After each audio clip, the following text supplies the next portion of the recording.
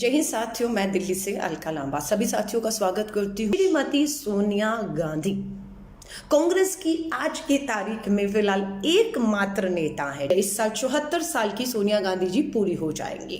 1968 आज से 53 साल पहले हिंदुस्तान की वो बहू बनकर इस देश में आई थी। 84 में जब इंदिरा गांधी जी के ऊपर हमला हुआ जिसमें उनकी जान भी चली गई, तब उनके साथ कोई था तो श्रीमती सोनिया गांधी जी थी। उन्हें अपनी गोद में लिया, अस्पताल की तरफ दौड़ी और वहां इंदिरा जी ने अंतिम सांस ली। डर गई थी सोनिया गांधी जी, इसमें कोई दो राय नहीं है। बहुत बातें होने लगी 1984 में और सबसे ज्यादा संघ भाजपा के लोगों में एक उत्साह इस तरीके का था कि शायद अब, क्योंकि राजीव जी का राजनीति में इंटरेस्ट नहीं था बिल्कुल भी, और सोनिया जी कभी नहीं चाहती थी कि राजीव जी हिंदुस्तान की राजनीति में कदम रखे, खासतौर से 1984 इंदिरा जी के असैसिनेशन, हत्या के बाद। भाजपा में जश्न होना स्वाभाविक था। उनको लग रहा था कि उनकी राह का कांटा निकल गया है। लेकिन 1984 में इंदिरा जी के बाद राजीव जी को मनाया गया, सोनिया जी के मना करने के बावजूद, क्योंकि उन्हें चिंता थी। उनके सामने उनके इंदिरा जी ने प्राण त्यागे थे और राजीव जी की भी जान को खतरा था, उनके परिवार को खतरा था, उन्हें ऐसा लगने लगा था। लेकिन पूरी कांग्रेस ने एकजुट होकर राजीव गांधी जी को प्रधानमंत्री की शपथ दिलाई और वो 1984 इंदिरा जी के बाद देश के प्रधानमंत्री बने। लेकिन सोनिया जी ने साथ नहीं छोड़ा। पूरी अफवाहें फैला दी गई 1984 के बाद कि अब राजीव जी का राजनीति में इंटरेस्ट नहीं है, सोनिया गांधी जी उन्हें राजनीति में आने नहीं देना चाहती। अब राहुल जी की उम्र 14 साल थी और प्रियंका गांधी की उस समय उम्र 12 साल थी। ये अब देश छोड़कर, देश का सारा खजाना देश को लूट कर भाग जाएंगे। ये उस समय जो है अफवाहें फैलाई जाती थी संघ और भाजपा के द्वारा कि बदनाम किया जाए, नहीं भागने वाले हैं। लेकिन वो भागे नहीं। राजीव जी ने जिम्मेदारी ली, देश की बागडोर अपने हाथों में ली और उसके बाद जो किया राजीव जी ने, उसे सोनिया जी को भी देखकर गर्व होने लग गया कि युवाओं में जो है 21वीं सदी की बात करना, कंप्यूटराइजेशन का दौर लाना, पंचायती राज लाना, महिलाओं के लिए आरक्षण लाना और बहुत सी क्रांतियां राजीव जी ने जब लानी शुरू की तो सोनिया गांधी जी का भी विश्वास जो है वो वापस आने लग गया और वो ताकत बनकर राजीव जी के साथ खड़ी होगी। पर कुछ ही साल में दूसरा टेन्योर मिलता, उससे पहले 1991 में राजीव जी भी इस दुनिया से चले गए। उस समय राहुल जी की उम्र लगभग 20 साल और प्रियंका जी की उम्र 18 साल रही होगी। फिर वही दोबारा अफवाहें फैलाई गई संघ भाजपा के, उनको लगा एक बार फिर उनके राह का कांटा निकल चुका है और ये कहा गया कि अब ये सोनिया गांधी अपने बच्चों को लेकर देश का खजाना लूट कर देश से भागने वाली है। फिर यह अफवाह फैलाई गई दूसरी 84 के बाद 91 में, पर ऐसा हुआ नहीं, ऐसा नहीं हुआ। ये सच्चाई है कि सोनिया गांधी जी ने इंदिरा जी और एकदम राजीव जी कुछ ही 7-8 साल के बीच में दो बड़े हादसे हुए, दो बड़ी शहादतें हुई और जिससे वो स्वाभाविक है, एक माँ थी, अकेली रह गई थी। एक डरना स्वाभाविक था। हिंदुस्तान की राजनीति किस तरफ जा रही थी, उन्होंने अपने आप को हिंदुस्तान की राजनीति कांग्रेस से पूरी तरह से 1991 के बाद काट लिया और पूरी तरह अपनी घर गृहस्थी और भाजपाई पूरे 7-8 साल तक संघ के लोग अफवाह फैलाते रहे कि ये भागेंगी, जाएंगी, पर ऐसा हुआ नहीं। मुझे याद है 1997 कांग्रेस प्लेनरी सेशन कलकत्ता में हुआ था। मैं उस समय लगभग 21 वर्ष की थी, पर NSUI, national student union of India, Congress के छात्र संगठन की राष्ट्रीय अध्यक्ष थी और मैं भी कांग्रेस के उस प्लेनरी सेशन कलकत्ता के मंच पर थी जहां पर श्रीमती सोनिया गांधी जी को पूरी कांग्रेस ने आह्वान कर आने के लिए आमंत्रित किया था। और श्रीमती सोनिया गांधी जी 1997 में कांग्रेस के मंच पर आई। वहां उन्होंने पहली बार 1991 के बाद 97 में पहली बार वो पब्लिक में आई और उन्होंने वहां पर कांग्रेस की प्राथमिक सदस्यता ग्रहण किया। 1998 में उस समय भी कांग्रेस के छात्र संगठन की NSUI की राष्ट्रीय अध्यक्ष थी। वो जो दौर था कि कांग्रेस बिल्कुल नीचे की तरफ जा रही थी, संगठन का कुछ पता नहीं था, देश की सरकारों में पता नहीं कितने प्रधानमंत्री जो है वो एक के बाद एक बदल रहे थे, अस्थिरता का दौर था। और उस समय श्रीमती सोनिया गांधी जी से 1998 में कांग्रेस की कमान संभालने के लिए कहा गया, क्योंकि देश के लिए कांग्रेस का एक रहना, कांग्रेस का मजबूत रहना बहुत जरूरी था और कांग्रेस को एक रखने का काम, मजबूत करने का काम और आगे ले जाने का काम अगर कोई कर सकता था तो वो श्रीमती सोनिया गांधी जी। ये कांग्रेस की एक विश्वास था। मैं उस दौर में NSUI राष्ट्रीय अध्यक्ष थी, इसलिए बहुत करीबी से उस सारे घटनाक्रम को मैं देख रही थी और सोनिया गांधी जी ने उस समय मान लिया, तैयार हो गई कि मैं कांग्रेस की जिम्मेदारी लेने को तैयार हूं, बट चुनाव के माध्यम से लोगों ने कहा चुनाव की जरूरत नहीं है, आप बस कांग्रेस के अध्यक्ष पद ले लीजिए। लेकिन उन्होंने चुनाव के माध्यम से कांग्रेस का पहली बार 1999 के अंदर 1998 में कांग्रेस के अध्यक्ष बनने का फैसला किया और चुनाव हुआ, कांग्रेस के भीतर चुनाव हुआ। और जतिन प्रसाद उत्तर प्रदेश के बहुत कद्दावर नेता थे कांग्रेस के, उन्होंने कांग्रेस की अध्यक्षा सोनिया गांधी जी के सामने नामांकन दाखिल किया, चुनाव हुआ कांग्रेस के अंदर और श्रीमती सोनिया गांधी जी कांग्रेस की अध्यक्ष चुनकर आई। लेकिन जतिन प्रसाद जी का क्या हुआ? सोनिया गांधी जी की एक खुली सोच का ही नतीजा था कि उन्होंने कहा जतिन प्रसाद जी आपके पास एक लंबा अनुभव है, कांग्रेस की आपने सेवा की है, मैं चाहती हूँ कि आप उनकी मेरी टीम में रहेंगे, सोनिया गांधी जी ने कहा। और जतिन प्रसाद जी ने इसे माना और कांग्रेस की अध्यक्ष श्रीमती सोनिया गांधी जी बनी और जतेंद्र प्रसाद जी उस समय वाइस प्रेसिडेंट कांग्रेस के चुने गए। 99 का चुनाव आ गया। अब श्रीमती सोनिया गांधी जी के पास था कि आपको कांग्रेस का तो अध्यक्ष का चुनाव आपने लड़ा, चुनकर आई, आपको लोगों ने मत वोट दिया, जिताया, अब आपको देश का भी चुनाव लड़ना चाहिए। चाहिए तो अपर हाउस में वो रह सकती थी राज्यसभा से, लेकिन नहीं, उन्होंने चुनाव लड़ना चुना और अमेठी से 1991 का पहला चुनाव लड़ने के लिए गई। तब क्या हुआ? क्या रास्ता आसान था सोनिया गांधी जी के लिए? नहीं, बिल्कुल आसान नहीं था। 1991 में जब उन्होंने 1999 में जब पहला चुनाव अमेठी से नामांकन दाखिल किया तो दूसरा नामांकन उन्होंने कर्नाटका के बल्लैरी से भी फाइल किया।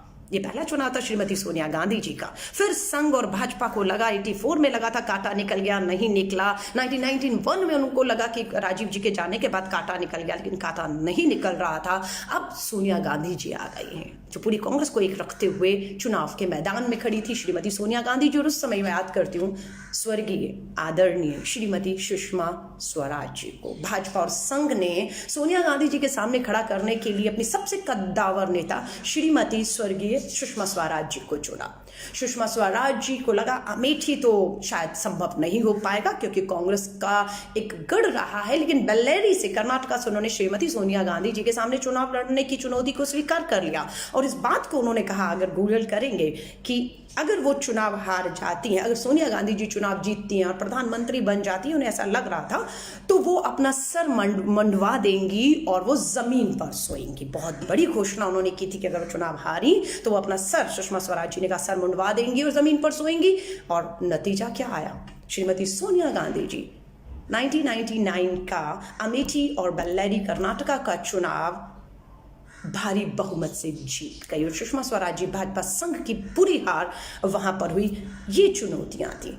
कांग्रेस के अंदर भी उनको चुनौती आई थी जब 1999 में चुनाव जीत कर आई, 1998 में अध्यक्ष बनी, तब शरद पवार जी और हमारी सांगमा जी तो रही नहीं अब दुनिया में, तारिक अनवर जी, इन लोगों ने काफी विरोध किया था। उन्हें लगता था सोनिया जी अध्यक्ष बन गई हैं तो सोनिया जी प्रधानमंत्री की भी दावेदारी करेंगी, इसीलिए उन्होंने उसका विरोध किया।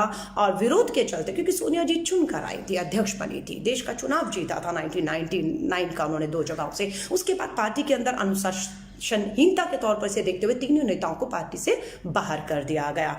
और उसके बाद सिलसिला आगे बढ़ा। 99 की आपको मैंने बात बताई कि किस तरह से वो हरा कर आई और नेता विपक्ष के तौर पर 1999 के चुनाव के बाद नेता विपक्ष के तौर पर श्रीमती सोनिया गांधी जी ने संसद के अंदर जिम्मेदारी संभाली। और 1999 के बाद अटल बिहारी वाजपेयी जी की सरकार बनी।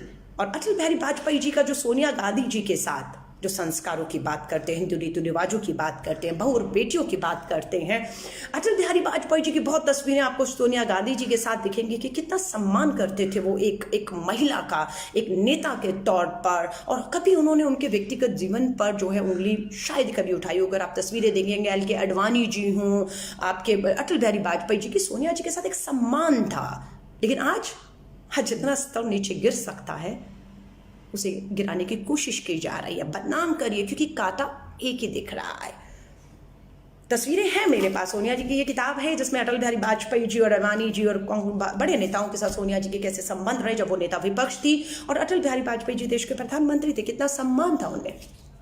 1999 के बाद जो है अगला चुनाव 2004 का आया। सोनिया गांधी जी की अध्यक्षता में चुनाव लड़ा गया, लड़ा ही नहीं गया, जीता गया। अटल बिहारी वाजपेयी जी की सरकार हार गई और 2004 में कांग्रेस सबसे बड़ी पार्टी बनकर उभरी। अब यहाँ पर देखना था कि कांग्रेस के अंदर से आवाज उठी कि श्रीमती सोनिया गांधी जी को प्रधानमंत्री बनना चाहिए। ये 2004 की बात कर रही, जो भाजपा हार गिर कांग्रेस ने वापसी की थी। अब फैसला सोनिया गांधी जी को करना था। पूरी कांग्रेस चाहती थी कि सोनिया गांधी जी के नेतृत्व में चुनाव लड़ा गया है और ये वापसी उनकी वजह से संभव हुई है। 7 साल 8 साल के बाद वो वापसी हुई थी पीवी नरसिम्हा राव जी की सरकार के बाद। तो सोनिया जी को पदभार संभालना चाहिए, पर सोनिया गांधी जी ने भावुक एक भाषण दिया और सबकी बात को सुना और फैसला लिया कि नहीं, मैं प्रधानमंत्री नहीं बनूंगी। प्रधानमंत्री के नाम के तौर पर डॉक्टर मनमोहन सिंह जी का नाम श्रीमती सोनिया गांधी जी ने आगे किया। ये त्याग श्रीमती सोनिया गांधी जी में है। ये बलिदान इंदिरा जी और राजीव जी के बाद हिंदुस्तान की ज़मीन से जुड़े रहना और इस तरह के भाषण जो आपको मैंने शुरू में सुनाए हैं कि उन्होंने कहा है, मुझे गर्व है अपने माता पिता के ऊपर जिन्होंने मुझे जन्म दिया। 1968 में मैं वहाँ से भारत बहू बनकर आई और आज मैं अपनी पूरी ज़िंदगी 50-53 साल मैंने दिए हैं और अब मेरी यहीं पर जो है मैं चाहती हूँ वो अंतिम सांस ले। 73 साल की हो चुकी हैं।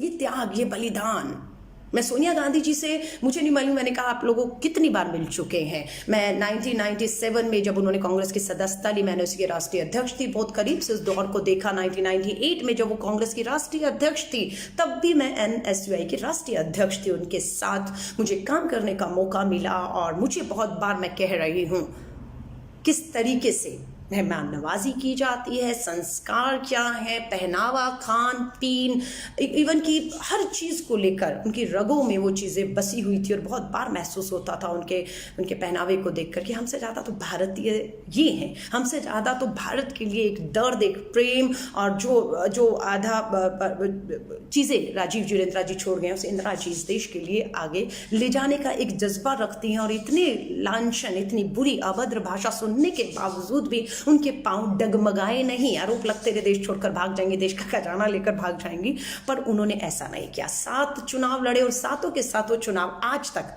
श्रीमती सोनिया गांधी जी हारी नहीं है। चाहे वो अमेठी हो, रायबरेली हो, बेल्लेरी से चुनाव लड़ा हो, 99 का, 2004 का, 2008 का, 2014 का, 2019 तक का चुनाव सोनिया जी लड़ी, लोकतांत्रिक तरीकों से लड़ी और जीतती आई। सोनिया गांधी जी जब यूपीए की नेता थी, प्रधानमंत्री पद नहीं लिया। 2000 उसके बाद 2004 के बाद 2009 में जब दोबारा सरकार कांग्रेस का दोबारा 200 से 208 सीटें आई, तब भी मौका था। श्रीमती सोनिया गांधी जी को वापस कहा गया कि आप देश की प्रधानमंत्री बने, लेकिन नहीं, उन्होंने दोबारा डॉक्टर मनमोहन सिंह जी को ही प्रधानमंत्री बनने को कहा। लेकिन यूपीए की नेता के तौर पर उन्होंने राइट टू इंफॉर्मेशन, सूचना का अधिकार कानून लाने में पूरी ताकत लगाई जो आया भी। उन्होंने फूड सिक्योरिटी, गरीबों के लिए खाद्य सुरक्षा, फूड सिक्योरिटी बिल लेकर आई, वो कानून लेकर आई। MNREGA, Mahatma Gandhi national rural employment act लेकर आई कि ग्रामीणों को रोजगार मिलना है। ये यूपी के नेता के तौर पर। और न्यूक्लियर डील जैसे में मनमोहन सिंह जी के पीछे अगर कोई ताकत बनकर खड़ा था, जब लेफ्ट भी हट गई थी, तब श्रीमती सोनिया गांधी जी डॉक्टर मनमोहन सिंह के सामने, क्या अमेरिका के सामने झुकेगा नहीं, डॉक्टर मनमोहन सिंह के पीछे पूरी कांग्रेस अध्यक्षा श्रीमती सोनिया गांधी जी ताकत बनकर खड़ी थी। श्रीमती सोनिया गांधी पहली कांग्रेस की ऐसे नेता है जिन्होंने 2 दशक पूरे किए हैं। बहुत से कांग्रेस के राष्ट्रीय अध्यक्ष रहे, लेकिन इतना बड़ा सर्वसम्मति से पूरी पार्टी को एक लेकर आगे चलने का अगर सबसे बड़ा कीर्तिमान किसी के नाम पर है तो उस बहादुर महिला कांग्रेस की अध्यक्षा श्रीमती सोनिया गांधी जी के पास है। मुझे याद है सीताराम येचुरी जी ने भी एक बार बात की थी, जब सोनिया जी ने राहुल गांधी जी को जिम्मेदारी देने की बात की, तो उन्होंने कहा राहुल जी एक भविष्य के युवा नेता होते हैं ज़रूर, लेकिन पूरी यूपीए को अगर कोई एक रख सकता है, जो यूपीए का हिस्सा थे, घटक दल थे, बहुत बार होता था कि एक चुनौती आती थी कि सबको लेकर फैसले करके सरकार को आगे बढ़ना है, तो कहा जाता था, सीताराम येचुरी जी ने खुद अपने इंटरव्यू में कहा कि सोनिया गांधी जी उस गोंद का, उस गम का काम करती हैं जो सारे दलों को बांध कर रखती हैं। कांग्रेस को तो बांध कर रखा ही हुआ था उन्होंने। उन्हीं के नेतृत्व में 10 साल कांग्रेस ने एक शानदार सरकार चलाई और देश की अर्थव्यवस्था से लेकर बेरोजगारी से लेकर किसानों के लिए काम हुए। सूचना का अधिकार, मनरेगा, फूड सिक्योरिटी सोनिया गांधी जी के नेतृत्व में डॉक्टर मनमोहन सिंह जी लेकर आए। और उनके लास्ट शब्द हमारे कानों में रहेंगे कि इस देश की मैं बहू बनकर आई हूँ, जिस दरवाजे से हिंदुस्तान की संस्कृति, रीति रिवाज, धर्म कहता है कि इस दरवाजे में डोली आई है, अर्थी भी वही सूटेगी। और सोनिया गांधी जी ने कहा कि मेरी अंतिम सांस, आज 74 साल की हैं, 53 साल उनको हिंदुस्तान में आए हुए हो गए हैं, संघ उन्हें कभी नहीं अपनाएगा, हमें परवाह भी नहीं है संघ कितना महिला विरोधी है। ये जब बाबा साहब अम्बेडकर हिंदू एक्ट लेकर आए थे पार्लियामेंट में शुरू में कि महिलाओं को उनका संपत्ति में अधिकार मिलना चाहिए, महिलाओं को भी तलाक देने का अधिकार होना चाहिए, पुरुष बहुत शादियां कर सकते हैं, ये उस समय था, उसको हटाने की बात कर रहे थे, तो संघ को सबसे ज्यादा मिर्ची लगी थी कि नहीं आप सनातन धर्म और हिंदू का ये एक्ट लाकर आप हिंदू विरोधी हैं। नहीं, वो हिंदू विरोधी नहीं थे, वो महिलाओं के लिए थे, पंडित नेहरू और अंबेडकर। लेकिन महिला विरोधी कोई था तो ये संघ था। इन्हें मंजूर नहीं था कि महिलाओं को संपत्ति में अधिकार मिले, महिलाओं को भी तलाक देने का अधिकार मिले, या महिलाएं जो है विधवा भी अगर हो जाएगी तो उसे दूसरी शादी का अधिकार ये लोग नहीं देना चाहते थे, यानी कि वो जिंदगी भर इसी तरह मर जाए। तो ये संघ की सोच वहां से यहाँ तक आई, इसलिए सभी का तहे दिल से धन्यवाद। जय हिंद, जय भारत। अगर आपको हमारे वीडियोस पसंद आए तो प्लीज लाइक करें, सब्सक्राइब करें और शेयर करें।